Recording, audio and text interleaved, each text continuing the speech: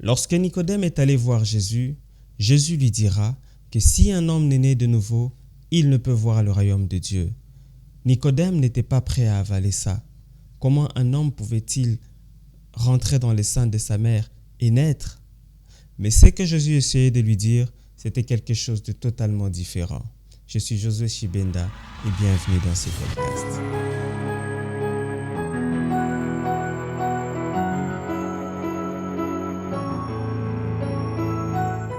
La nouvelle naissance. La conversation entre Nicodème et Jésus tourne un peu autour de ça. La vie éternelle et comment y parvenir.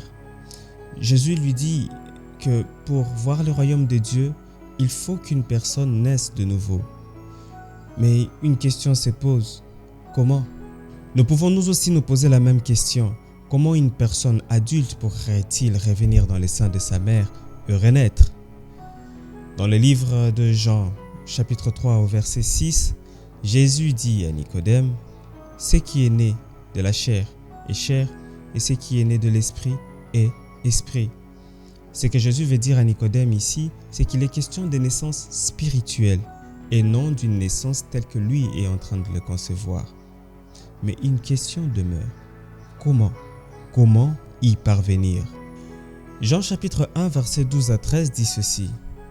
« Mais à tous ceux qui l'ont reçu, ici on parle de la parole qui est Christ, à ceux qui croient en son nom, elle a donné le pouvoir de devenir enfants de Dieu, lesquels sont nés, non du sang, ni de la volonté de l'homme, ni de la volonté de la chair, mais de Dieu. » Nous pouvons dire ici ceux qui sont nés de l'esprit.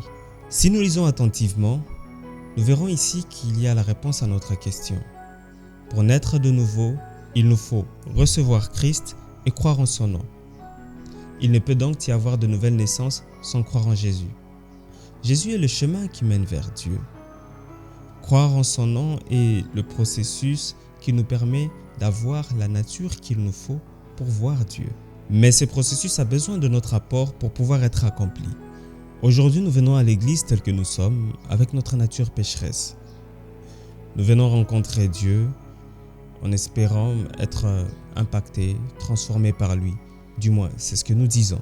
Mais il y a une chose, c'est que malgré le fait d'être régulier dans le moment de prière en communauté, malgré notre implication dans les services de Dieu et tout ce qui va avec, il est difficile de voir Dieu au travers de nos actions, de notre façon de vivre et même dans notre quotidien.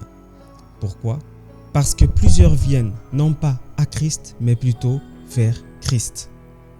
Ils recherchent des biens, une assistance, une aide, un quelconque bénéfice auprès de lui. Or, ceux qui viennent à Christ ne demeurent pas le même.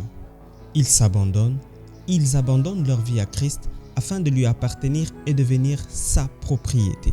Ceux-ci reçoivent une transformation, non pas physique, mais spirituelle, ce qui vient se répercuter dans tous les domaines de leur vie. Dans 2 Corinthiens 5,17, l'apôtre Paul dit « Si quelqu'un est en Christ, il devient une nouvelle créature. Les choses anciennes sont passées, voici, toutes choses sont devenues nouvelles. » Nous devons nous appliquer à l'abandon de notre vieille nature.